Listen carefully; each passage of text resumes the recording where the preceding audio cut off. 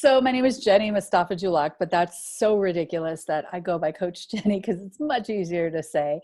And I am an inner critic expert, the creator of Hilda, who is my version of the inner critic. Apologies to anybody out there named Hilda, whose favorite aunt is named Hilda. To me, it was the silliest name I could come up with as a way to talk about a very serious issue. Yeah. Wow. That's awesome. Okay. So what is your own experience when it comes to your inner self-critic? What was the inner dialogue? Yeah. When I often tell this story, when I was in the fourth grade, I was a very good student, and I didn't know why, but I believed that I needed to understand and master everything I was learning as a kid in order to be everything I wanted to be when I grew up. And in the fourth grade, I came home with the first thing I couldn't figure out on my own. It was fractions. You remember fractions, right? There was something about it I just couldn't sort out. And I was really distraught. I was really upset. And I came home and I asked my mom and all of my family members help me with my homework. And not only did they not know how to help me with my homework, but they also mocked me for caring so much. And I remember very distinctly at that moment having two thoughts. Crap, I'm the most ambitious person I know, and I'm 10 years old. And the second thought was Hilda saying, what's wrong with you? And I feel like that's where she really took hold of me and had me second guessing and questioning and doubting myself. And I had this voice in my head all the time with this constant dialogue whenever I was about to do something that mattered or something that mattered to me, that would bubble up and say, who do you think you are? You're going to embarrass yourself. There's no way you're going to pull this off. You're not ready. All of the things that we hear. And I thought there was something wrong with me. And what I've come to learn over the years is there's nothing wrong with me. In fact, the people who have these loud Hildas are that you have that because you're about to do something that matters. You're pushing the envelope, and Hilda only gets louder, but there are ways to mitigate her. So that's really where she was born for me. And I've made it my life's work to really help people figure her out. Yeah. So what was the chain of events that led you to explore this area of work? It's really interesting. So I started my coaching practice in 2006. And like every coach, I wanted to talk about positive things, right? Like coaches are supposed to be these super positive, inspiring people. I didn't want to make my whole living about this negative voice in your head who says you suck. You know what I mean? So I had this whole business around audacity and shooting for this big, audacious life. And part of that process with every single client that would come up is this voice in your head. And so when I would introduce that concept of, well, I call her Hilda, we'd have a laugh about it, and instantly it kind of disarms that conversation, and we would talk more about it. So fast forward 10 years and I'm writing my first book, and I wanted to write my book on audacity. I wanted to write it on these positive confidence kind of things. And my clients were saying, that's nice and all, that's not what we actually want from you. What we need from you is to really understand Hilda. So reluctantly, I started the research. And as I did, I realized, wow, this is the problem I'm meant to solve. It's not another kumbaya, positive spin coach. The world doesn't need another cheerleader. The world actually needed me. And what I was really good at was allowing us to talk about this voice in our head that is trying so desperately to hold our ambitions hostage. And so that's really how that kind of came about. Yeah, that is true though. You don't see a lot of coaches out there everywhere. And even up to this day, that was in 2006. Today at 2020, that is still a lot of the industry. You got to hustle, hustle, hustle, think positive, kill all your negative thoughts. And the thing is, and personally, in my own personal experience, okay, so the most simplest thing, okay, let's use the most simple example. We all know how deep this internal dialogue goes, but the most simple experience is I wake up in the morning. I'm like, it's 5:30. My alarm isn't set for another hour. Oh, you should get up. You're so lazy. This is why you haven't achieved your goal, blah, blah, blah. And then I'm like, oh, but my body tells me that I got another hour, but my brain is telling me hustle, hustle, hustle. So now I have all this unnecessary stress. So how do you talk? How do you process the internal dialogue without giving yourself unnecessary stress or without pushing it down? How do you process it? I love that you brought that up. So this is why I gave her a name. Now, and I want to be clear, I'm not the only coach in the world that gave her a name. Like this is a thing a lot of people do, but that's where it starts, right? By giving a name to this voice in your head, who allegedly looks like the girl I hated in high school, by giving a voice to that, to a name to that voice, you can then attribute those thoughts to another being, a cartoon character who lives in your brain. I know it's silly. I know it's ridiculous. It's intentionally ridiculous. But by doing that, now it's separate from you. So the first step to my work truly is to simply differentiate Hilda's happy nonsense from your truth. And your truth is, it's 5:30 in the morning and my alarm was set for 6:30. I had set the intention to wake up at 6:30. Hilda is filling your head with what I call all of her documentary footage. I think of her as like this demented documentarian who was installed at birth, collecting all of these messages to use against you whenever you're about to do something. And so here she is saying, hustle, hustle, hustle, because you saw a Gary Vee video once, and she's trying to remind you that you need to hustle, hustle, hustle. It's never good enough. And she's finding ways to actually derail you, to make it harder so that you stay stuck in your comfort zone, which sounds counterintuitive because she's telling you to hustle, but you don't want to hustle. Your intention was to sleep. Your intention was to rest and to take care of yourself in this hour, right? And so she's always fighting what you actually want as a way of holding you back and keeping you stuck. Yeah. So by attributing that noise and saying, this is her nonsense and this is my truth, then you can address it. And I've got tools for days on how to address it. But like you said, we're not trying to shut her down. We're not trying to silence her. And this is where I diverge from most of the coaches out there, including like the top coach of them all, Tony Robbins, who just says, ignore that voice. If you ignore it, you're not addressing it.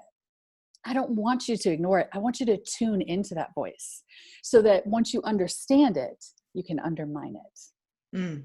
Yeah. I can't remember what book it is. Like, there's so many books that I read. I can't remember which book it is. I think it was The Map, but I could be wrong.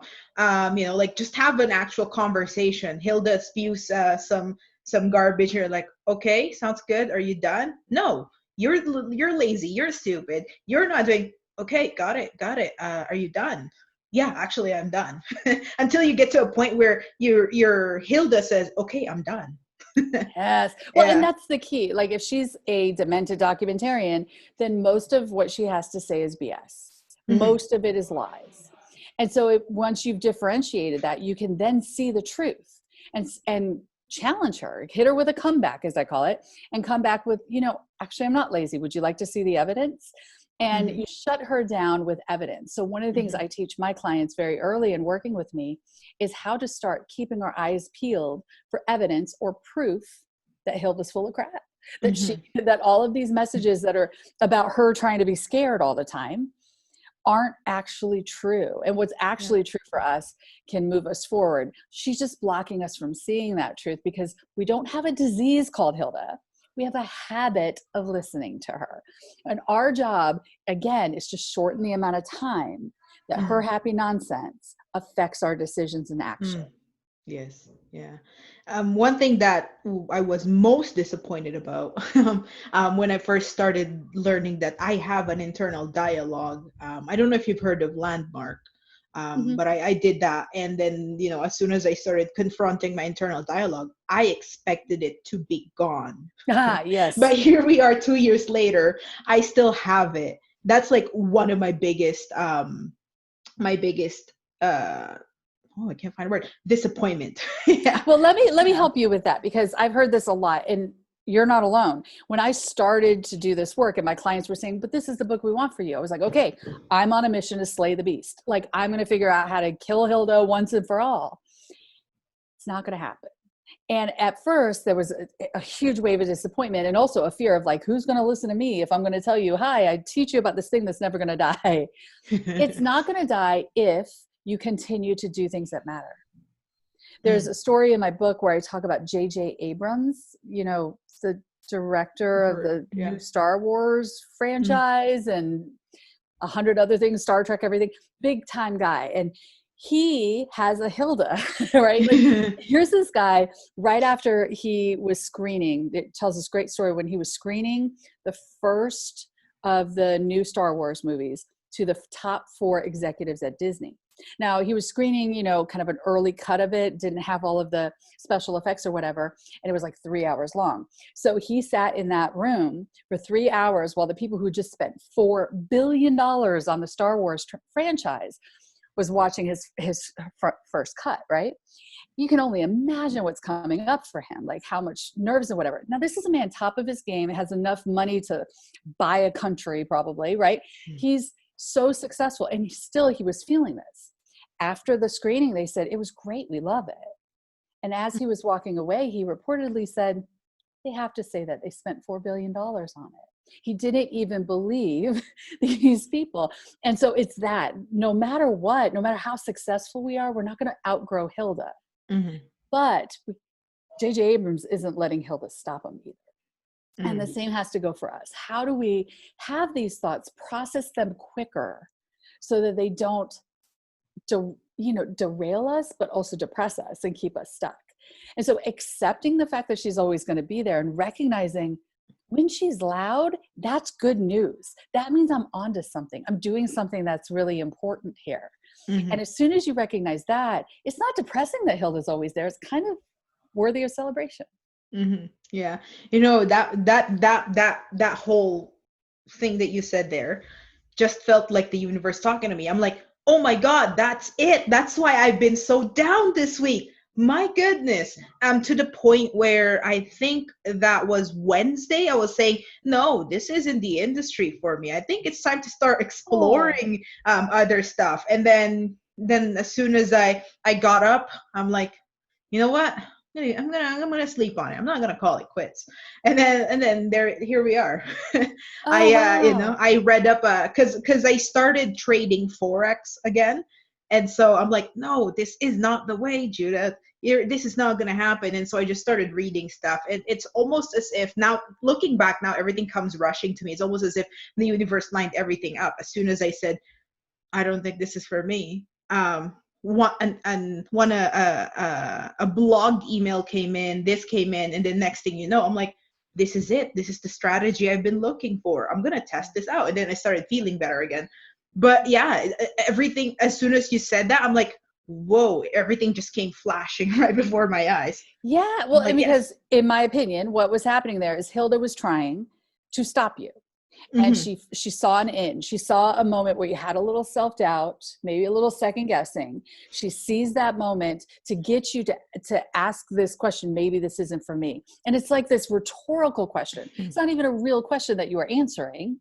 It was just this question that made you doubt everything, right? Mm-hmm. And she leaves it out there. She also likes to leave out, what if, right? What if this goes wrong? Well, she never asked, what if it goes right? But she likes to like dangle out these rhetorical questions that can plague you. But in this case, you kept going. And that's the key. Now, in the future, what I would suggest is when, you're like, maybe this isn't for me. Oh, wait, Hilda's posing that question. Mm-hmm. What if I say, okay, Hilda, why do you think it's not? And have that dialogue. I know it sounds ridiculous. Talk to yourself, but have that dialogue and then ask the equal and opposite question.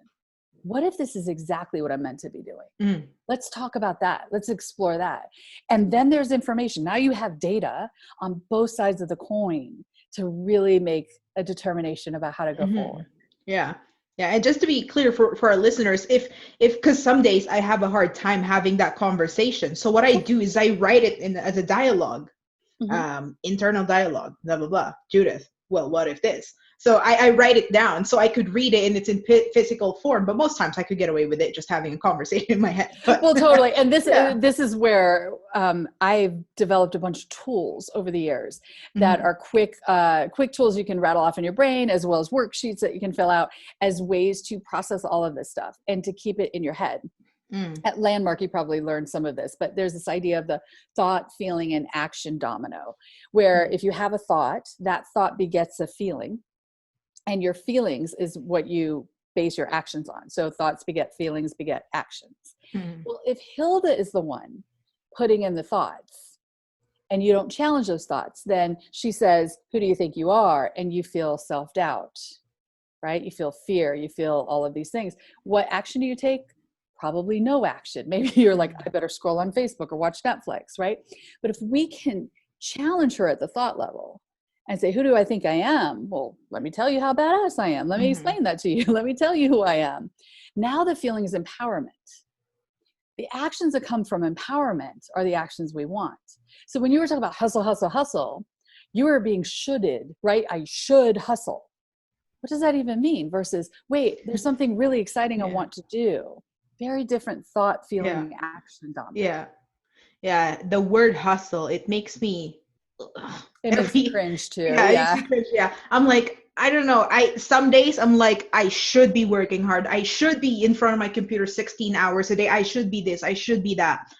But most days it's like hustle. No, what about alignment? What about the ebb and flow of things? Not, it's not going to be linear up, it's going to be up and down, but ebb and flow. So that's always a mindset shift, that's always a conversation in my head. You don't have to hustle.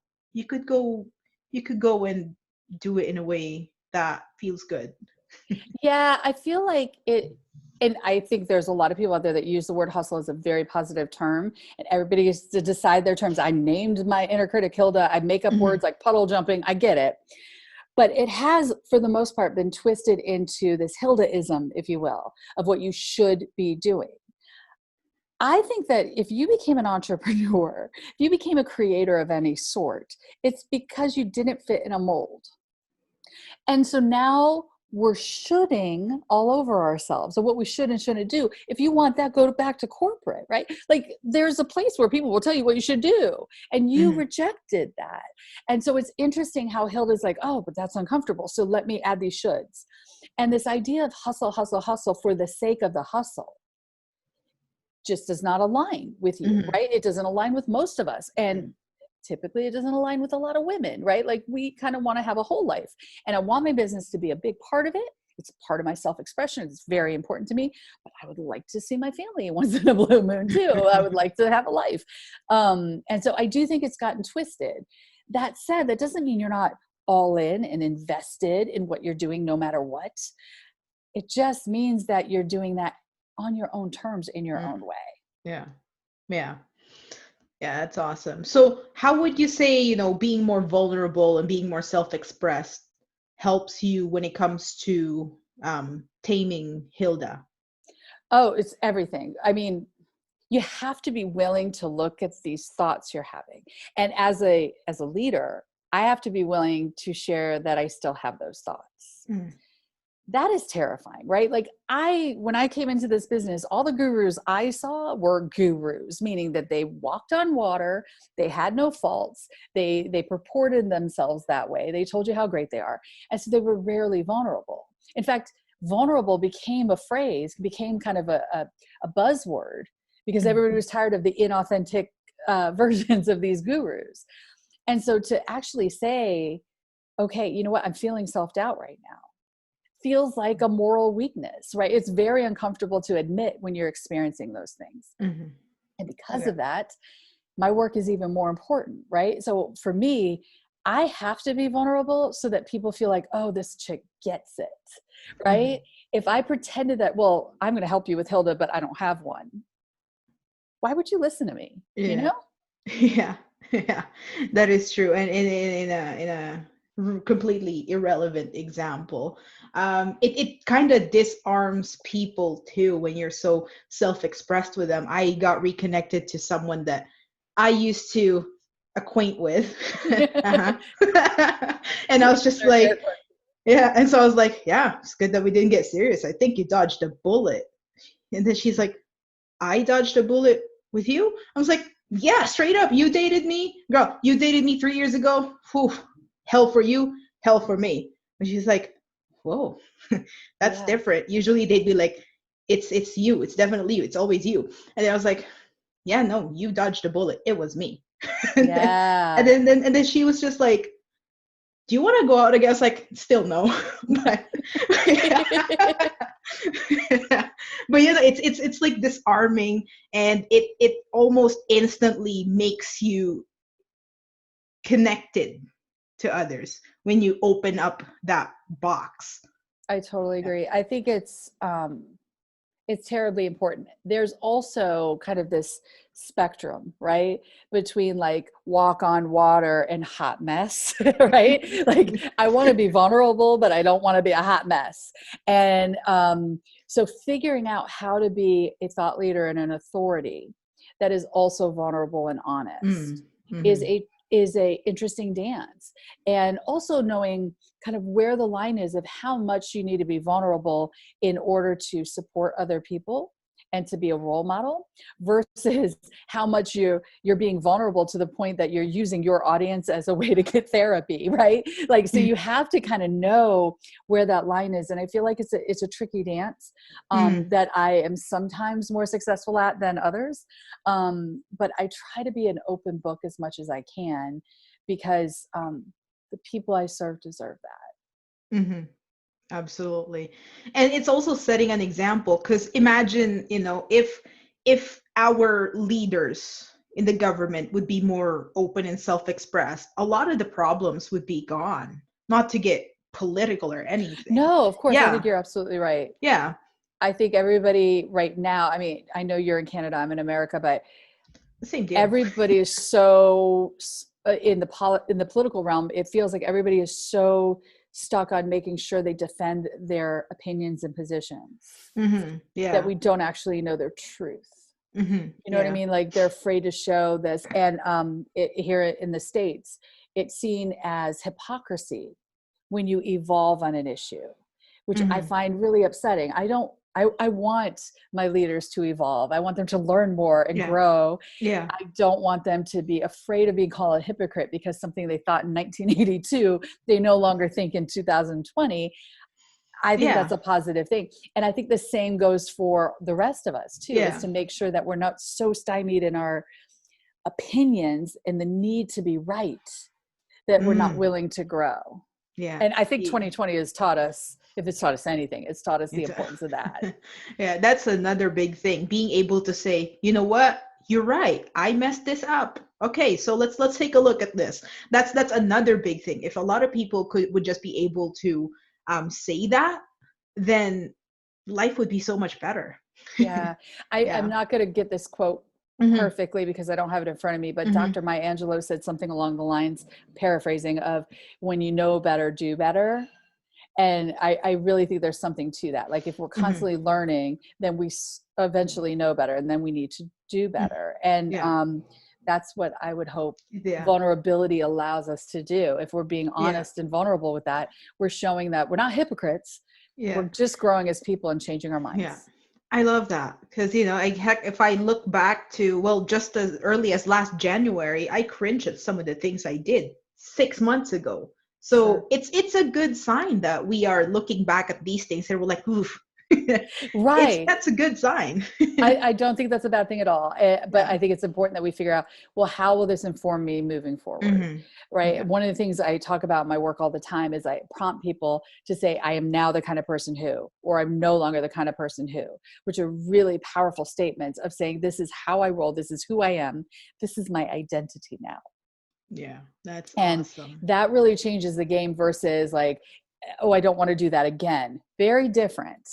Of not wanting to repeat something versus saying, moving forward, this is how I roll. Yeah. Wow. Okay. Yeah. That's quite a shift. Yes, it really is. So let's get a little bit imaginative here. So say, I press a button here on my computer and your microphone is suddenly heard by every, I want to say every 20-year-old solopreneur at the beginning of their journey, but let's not put an age to it. Everyone, 65, 35, whatever age you may be. You're just in the beginning of your solopreneur journey. Hilda is running wild. If there's anything that you could say to them, because of the magic in your mic, they will actually hear it and they will actually register and they'll actually start implementing. What would that be? Oh, I love this question. So one, Hilda's trying to convince you that you don't know enough to step off of the starting line. And so she's got you on an info crack expedition. And what I mean by info crack is that addictive stuff, those addictive info products and books and videos and podcasts and YouTube. Oh my goodness, how much time you're spending on YouTube. Here's what I would say to you. You know enough to get started. If you actually want to be an entrepreneur, stop being a student of entrepreneurship and start implementing. See, I was a student of entrepreneurship for far longer than I care to admit, because I was researching and studying and thinking about building this perfect funnel, but I don't like that guy's training. So I'm taking her training next. And I did all of this stuff where I became an expert at what it takes to be an entrepreneur without actually, asking for business. And so what I would say to you is start asking for business and build the plane while you're flying it. Get that plane airborne and keep building it and keep polishing it. Make mistakes, figure it out as you go. But I would like you to make money while you're learning instead of making this an extraordinarily expensive hobby. Yeah, that's awesome. I wish I heard that 4 years ago. I wish I heard it 14 years ago. I totally hear you. Wow, that is awesome. Well, Jennie, first things first, before we move on, I would like to acknowledge you for the stand that you are. You're here guiding. This is a work that needs to be done, not just by entrepreneurs, but everyone. You have to tame the voices in your head. And I know that's got a connotation of mental health. No, everyone has voices in their head. Anyway, I'm getting off the point, but I gotta acknowledge you for the stand that you are, for being here for everyone, and helping us tame our inner dialogue so we can go on and proceed and move on forward. And thank you as well. We acknowledge you as well for setting an example for vulnerability and self-expression. So thank you. Oh, thank you, Judith. That means a lot to me. I appreciate you having me on. Yeah. And so what is the best way that we could connect with you? The very best thing to do to see whether or not I'm your girl is to take my quiz. If you go to coachjennie.com, it's Jennie with an IE, you'll see a button that says take the quiz. It's a quick 7-question quiz. It's a lot of fun, and it's designed to figure out how you are holding yourself back. If you start reading through the questions, you're like, none of these answers are me, move on. I'm not for you. No big deal. No offense. But if you start reading that going, how is this broad reading my mind? Finish the quiz and keep going, because I've got a ton to help you with. Awesome. Yeah, we will coachjennie.com, Jennie with an IE. We will have that in the show notes. And if you're watching this on YouTube, it will be in the description down below. So yeah, well, thank you so much for your time. We love you. We appreciate you. And damn.